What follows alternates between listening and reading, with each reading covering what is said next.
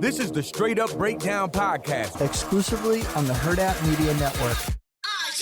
Tell it to me straight up. Hello, and welcome into the Straight Up Breakdown Podcast, proudly part of the Varsity Network. I am Greg Smith. This week has gone by way too fast, friend, and so I keep losing track of what day it is. Today, I am joined by Husker volleyball legend and three-time Olympic medalist Jordan Larson. Jordan, thank you so much for being on the show. How are you? I'm good. How are you? I'm very well. So it's interesting, this show, and we've done this a couple of times where I've had someone on that we change up the show format just a little bit for it, and you get to be, I think, person number 3 or 4 that gets that kind of esteemed note on their ledger for being on the show. So I appreciate that. We met at the Nebraska Public Media live taping of the show that they had that is actually going to air Thursday, July 23rd. So by the time this goes live, it will have already aired. It's Title IX, 50 years in the making. You were a part of that panel.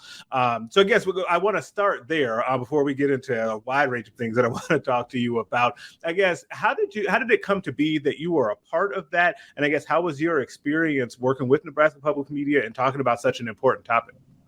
Yeah. Goodness. It probably started maybe 6 months ago or something like that, probably even longer. The conversation, one of the producers had reached out and like, hey, I have this vision. Obviously this year is huge, celebrating 50 years. And it's awesome. And it's something that I just wanted to be a part of. Obviously being a women athlete in the sports world, like it's obviously I have a lot to be thankful for, right? And I think that my experiences and things that I've been able to do have been second to none, right? They've been great. And so, but I think being a part of the panel was going to allow me to have this perspective of like how far we've come and how kind of where we can go from this point. And so, I don't know, it was just really, really cool to be able to do that and to be a part of it. And yeah, it was really fun to learn kind of and be grateful for everybody that has come before me and my experience. And now how can we continue to push more for the future? Yeah, I thought that was really one of the things that struck me about the panel was hearing everyone's different perspective on kind of where they kind of picked up in kind of Title IX's history, right? So you had a wide range of, from Carol Frost, that it was kind of right before that, to you, who was at the end of that, right? Or not the end of it, but is closer is now, right? And yep. So it was just a nice range of folks. And I'm glad that you mentioned kind of, that's a learning experience in itself, right? To be yep. able to see so many different women's perspective that had such varied experiences as what was happening around with Title IX and their athletic experience. I thought that was really unique. Yeah, it was cool. Very cool. Yeah, absolutely. And so now one of the things too is that, with you now getting into coaching, right? And you're kind of turning your attention to that. And obviously you've been coached a lot by various people. And you've mentioned kind of in that talk, some of like the mentors and things that have kind of shaped kind of your career and your outlook on sports and life. But I guess kind of a broad one, what do you now, as you get into coaching, I guess, what do you want your coaching style to be? And how do you hope that comes across? Yeah. I think I've been able to play for a lot of great coaches in my career. And I think the one thing that has always stuck out to me is that I think there's so many different ways to do skills in volleyball, right? And I think everybody has a new way of teaching and how they teach and kind of, but I think it's remaining open to the athlete and more having a conversation. Hey, like, this is how I maybe see it and what has made me successful, but that doesn't always mean that that's going to make you successful. And so I think being open to having that conversation and finding ways that kind of make sense to the athlete and having them buy into something bigger than themselves versus me just kind of having this top-down approach of like, hey, well, this is what I think and, your opinion doesn't matter kind of thing versus like, no, let's have a conversation. Let's talk about it. What do you see? What do you feel? How is it? If you apply it, like, what does it look like? And so I think that's kind of the understanding and thing I want to like kind of portray. And yeah. Yeah, do you think that that's something too? And it's interesting that you said that, because I feel like that's something that I think is found in successful coaches. I think coaches across all sports, in a way, kind of feel that way, that they need to be able to relate to players, but also get their input. But I also wonder if you think that that's something that is a younger coach mentality, that has not always been the case, where you need to prioritize being able to take input from players. Yeah, no, I definitely am. I think I don't know. I just think in general, right, we're getting smarter in areas that maybe we, weren't. I'm not saying that it was bad coaching before, because I think that I wouldn't be the player I am to have a different style of coaching, So, but I do think that we are understanding better how to understand the athlete, where they're coming from. And obviously there's a lot of other, not issues, but other things going on with the athlete nowadays, like a lot more distractions and other things that are pulling them in other directions. And so being able to fully relate to them, and how can we get the best out of them versus like more of aggression or, that kind of mentality. But I do think that there, again, like I've had different kind of coaches like that, and it's worked for me. And I do think there are athletes that do strive in that environment as well. So I think just getting to know the athlete, understanding, and then being able to kind of coach accordingly. Yeah, absolutely. And, so you mentioned like all of the things that kind of come with being a student athlete. And one of the things that basically I feel like I talk to everyone now, especially former athletes that are recently athletes, NIL, it comes up all the time, right? And so I want to kind of phrase it this way. A, how do you think you would have handled that, having that option in college? And B, do you ever stop and think like, damn, I would have made a lot of money doing this, as Jordan Larson at Nebraska volleyball? Yeah, for sure. I go back and forth. I think it's cool that the athletes now get a kind of benefit off of that. I do hope that it doesn't take away from the experience for them. I think it's just, again, another added thing that's pulling them away from maybe, being the best like student they can be and being the best athlete they can be. And so I think, not only do they have, studies, they have athletics and then social life, and now you're adding NIL. It's just another layer of complexity on how they can balance all of that. And so I think it's just being aware of that. But I do think it's good that they could, save up and be able to have something coming out of college.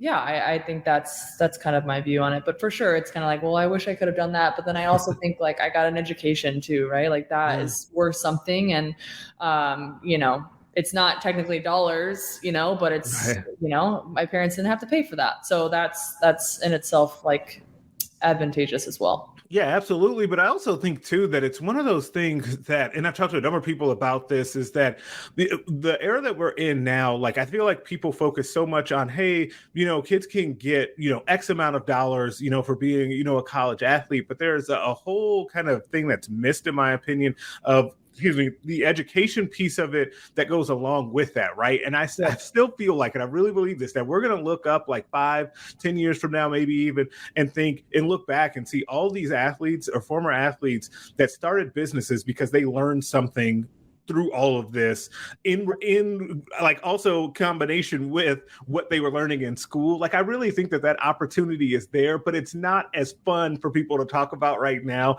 as it is like, hey, X recruit got this much money to come play football somewhere. Like, I just feel like that part gets totally overlooked. Exactly. I agree with you. And I do think there are added advantages to it, not just the solely, income from it. So for sure. And I think being able to understand that and have that, especially if you're going on to play pro and understanding the complexities of that as well, I think is important. So yeah, absolutely. And it's two, like one of the things that, that I like to talk to about former athletes. I had Bree Cassidy, who played softball at Nebraska, on a couple of weeks ago. And I asked her this question. It's very broad, but you'll get me here. How do you think that being at the University of Nebraska shaped you as a person? I think for me, the one reason I chose the University of Nebraska was because it was close to home, and being around family and friends was really important to me. And so I think not only was being close to home important, but I think the university was an extension of family and friends, right? Like, it was an extension that felt it was home for me and it was very comfortable for me. And I think it set me up for success because obviously I went on to play pro and all that stuff, but I think the environment that the volleyball team was in, like, allowed me to get comfortable playing in front of big crowds, understanding like the stress of being able to perform at a high level because they're obviously a very good team and, results were important. And so I think, and then obviously too, on the education side of it, right? Like they take great care of their student athletes as far as, being able to have tutors and just having the capacity to have their athletes, be not only great athletes, but great students, So I think that helped me kind of learn time management, understanding how to study, all those things kind of led into that. So, yeah. Too, you mentioned the kind of the pressure and being able to get used to playing at like that high of a level. Was that something that you think you appreciated during your college career, or did that take a little bit of time afterwards for you to step back and go, that actually might have been good for me? Yeah, no, I do think that I feel like at the time I felt like that, but for sure now knowing what I know, I definitely did not. And so I think I do wish and regret kind of being a little bit more present and understanding of like the scenario. But I feel like at the time I expressed gratitude, but I know now like how much like it does mean to me, and it did mean to me. Yeah, it's so funny because you always tell younger people like, oh, enjoy what's happening, like be in the moment, all of that. And like, they're like, yeah, whatever. Like I am, but you don't fully realize like how much you aren't until after something like that, right? Like Yes. It takes a little bit of time and reflection to be like, okay, I think I could have enjoyed that a little bit more, or like you said, express even more gratitude about those situations. Exactly. So another thing too, and obviously you played for Coach John Cook, and I am consistently amazed at the run of success that he's had, and it's been so sustained. And so I want to ask you this: what is it about him that you think allows him to continue to have this type of run for this long?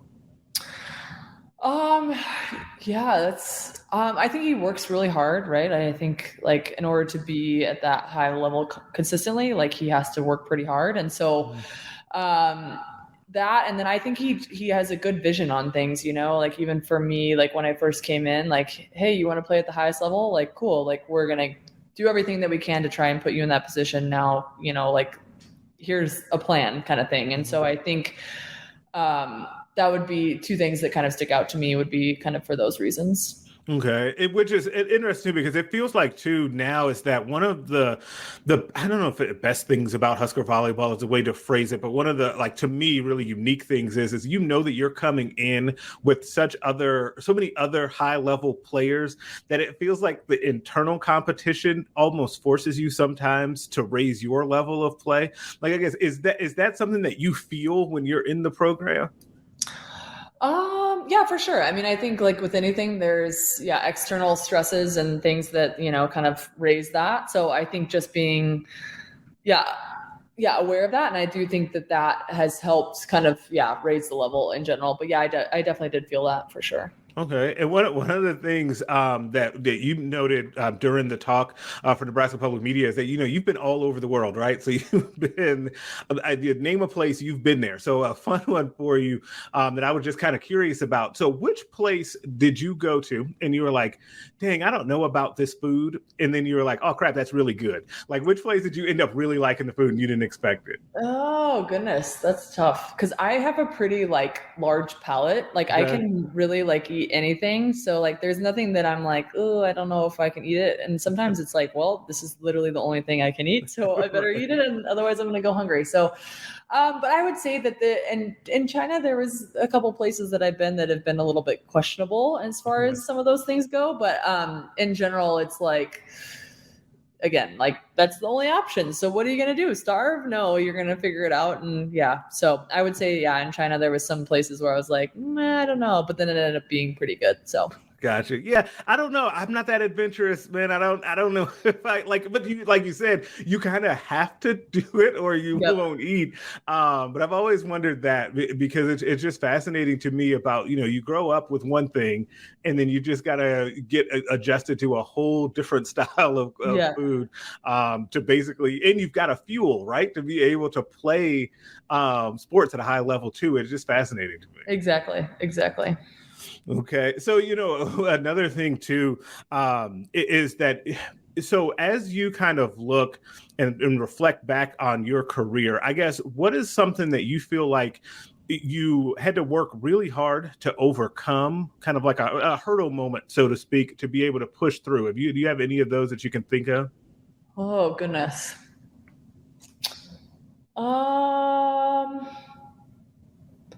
I think for me, when I lost my mom, like that was probably like one of the harder times in my life. I think obviously like she was a really big like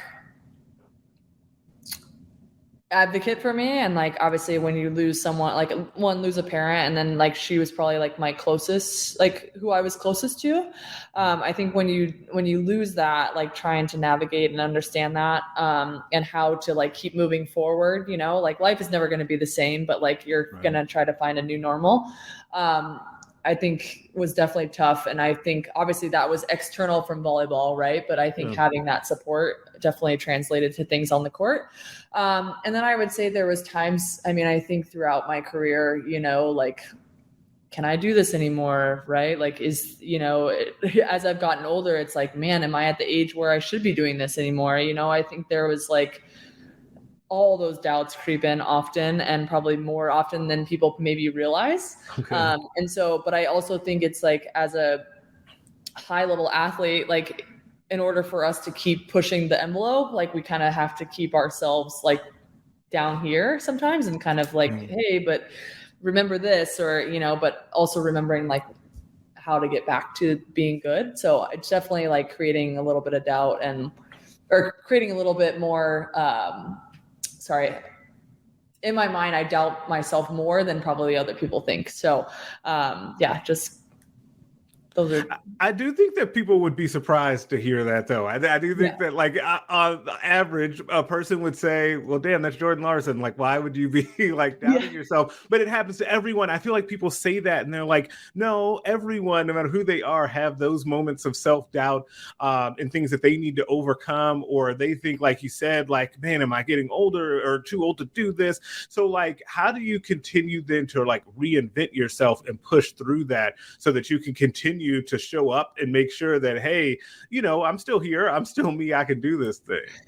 I do a lot of visualization, and then also I do a lot of like, I go back and watch like good moments in my career, or times where I felt like, hey, like in this moment, like I felt confident and like I felt like myself.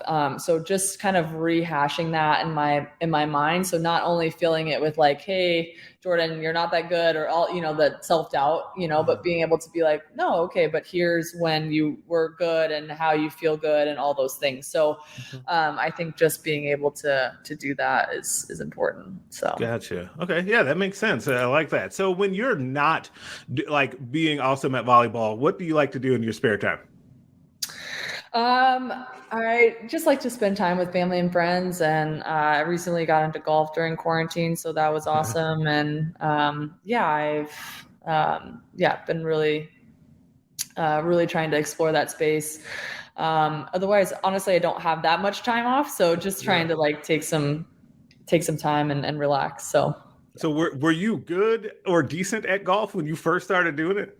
I was always like kind of not always around it, but my dad would take me out randomly. And so I think I've always been able to like hit the ball pretty well. Like my eye-hand coordination, I guess, is pretty good. So I've been okay at it, but it's definitely one of those sports where you're like, I swear I'm hitting it the same. Like, why is it not going in the same direction? Right. So all those things have been playing into it. So, just being Yeah, it's definitely being okay with being a learner. So Yes, it's like staying in that learner mindset is something that I think most people could benefit from, but you yeah, definitely get there when you're trying to play golf. Like I don't like it. That's one of those things that I wish I was better at, just because it can be relaxing, right? If you actually are, but you have to. I feel like you have to have a base level of decent at golf for it to be a fun time for you to be out there. Otherwise, you're out there like me throwing clubs, like kicking the ball and trying to cheat. Like it just doesn't go well when I'm out there. Like it's just weird. It's so frustrating. But now I'm gonna keep trying because I want to get better at it. Like for sure. You might as well, trying. Right. So one of the things too, like, and I definitely have to ask you before I get you out of here, is pro volleyball leagues.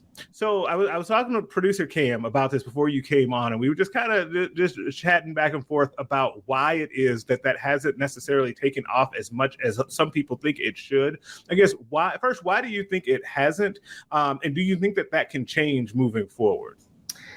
Yeah, I do think it can change. And I do think that there is a time right now where they're like there's a push for women in sport and professional sports and kind of putting them in front of people, And so I think that's encouraging.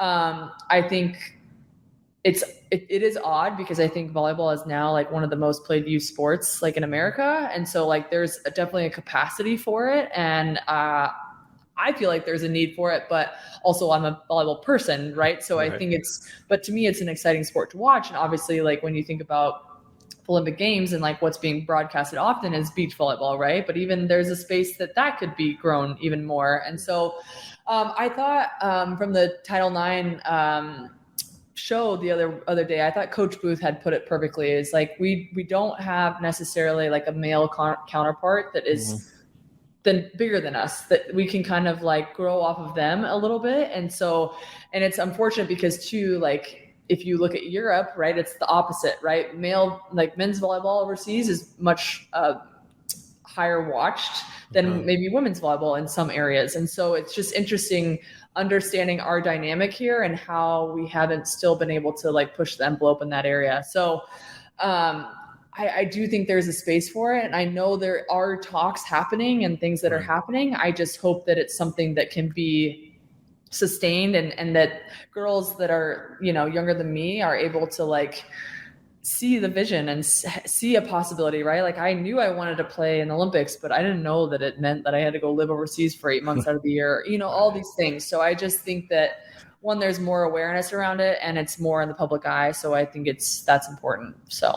Yeah, absolutely. And it's definitely important. And I hope it happens and continues to take off and those conversations continue to happen because you just think about like, I think Coach Cook was the one that said this on that show as well. In that little cutscene that he had was that, or the roundtable that he did about the TV inventory when it comes to the Big Ten. Like the Big Ten is like tripping over themselves to get volleyball on TV. And so obviously it's being watched. It's just continuing to raise that awareness and continuing to get it out there. Because I think that it could take off. I would be really fascinated to see that continue to take shape. Now, every week we end the show with my favorite segment of the show called Put 'em on Blast, where we basically put someone on blast for something that they did or said. Put them on blast. I'm going to go first this week, and I'm actually going to go with a baseball team. And I don't know if they've ever come up on the show a single time before, but it is Los Angeles Angels. It seems like every time you hear about the Angels, it is something where Shohei Ohtani or Mike Trout are doing something amazing, but then it just happens that the Angels lost. And Ohtani did another great thing just here recently where he, in back-to-back games, he struck out 13 batters in a 5-0 run, establishing a career high in his 47th MLB start. He retired 23 of the last 24 batters that he faced. The night before that, he went nuts at the plate, hitting a pair of 3-run homers and had 8 RBIs in an extra innings game. And they are now, I think, arousing 4 games under 500. And it seems like all the time, like that team has 2 of the biggest stars in baseball. And Shohei Ohtani is like as marketable as anyone in all of baseball. Mike Trout is in his own way. It's just kind of weird because you never see him. And I feel like he could walk in my Hy-Vee and I wouldn't know him. And I feel like that's on purpose. But also that's a part of the Angels and part of them not making the playoffs enough. So for all of that and much more, the Angels need to go on blast, and that is my pick for this week for having these two generational talents and not being able to put enough around them. That's amazing. Yeah, the fact that you can, I should watch more sports. The fact that you know all that, I'm like, wait, what's happening? And mine's probably not going to be like as great, but what's the defensive tackle for LA Rams that just signed like Aaron Donald? Yeah, Aaron Donald. So he actually works out like pretty close to our home, and so I like have been able to like obviously see him like working out, like he's bigger than you would expect, but it's impressive to me that like right, like everybody's like same with Tom Brady, like you're gonna retire, and then all of a sudden he just comes out and just lands this, what is it, $95 million contract or something ridiculous. Yeah, something like that. And it just makes me think like obviously these guys are pretty like getting up there, right? So I think it's I'm gonna put them on blast for their age, but that means also I'm putting myself on blast because right. I'm also like equivalent to them, but it's also like, man, maybe I can still do it. So but it's pretty cool, and I just think, well, why give it up if you still love it? So I don't know if that even no, that counts. That definitely counts. It counts, but it's also interesting though, because it's something that I feel like has come up in sports, like, and it's across the board, is how players are playing longer in their sports, and they're like playing at a higher level at, I don't want to say advanced ages. We're the same age, so I don't want to be like advanced ages because that now I got to put myself on blast. But like it's interesting to see that evolution of sport. Right? Is that I think part of that is that people are able to take care of their bodies in a much better way, and there's so much science and information out there, and there's such a lot of high level athletes commitment to being able to make sure you're taking care of your body so you can stay playing at that high of a level as well. It's just fascinating to me because I don't know how long I would be able to have that level of dedication either. For sure. Yeah, no, it's impressive. So yeah, it definitely is. Now, that's going to do it for us this week. Make sure you're checking out the podcast. Subscribe to the podcast everywhere that you listen to them. Rate us and leave us a 5-star review. If you leave 4, I'm inclined to think you're a hater, and nobody wants that. Make sure that you're checking out the other podcasts on the Hill Varsity Network, the Mind Your Own podcast, Varsity Club, Nebraska Preps Postgame Show, and the Hill Varsity Radio Show. Also, make sure you're checking out, subscribe to the YouTube channel for Hill Varsity. You can find me back on there with another recruiting question of the week. You can also get after us on Twitter at Greg Smith HV and at Jordan Larson 10. Jordan, thanks so much for being on. Thank you so much for having me. Yeah, we'll catch you guys next week.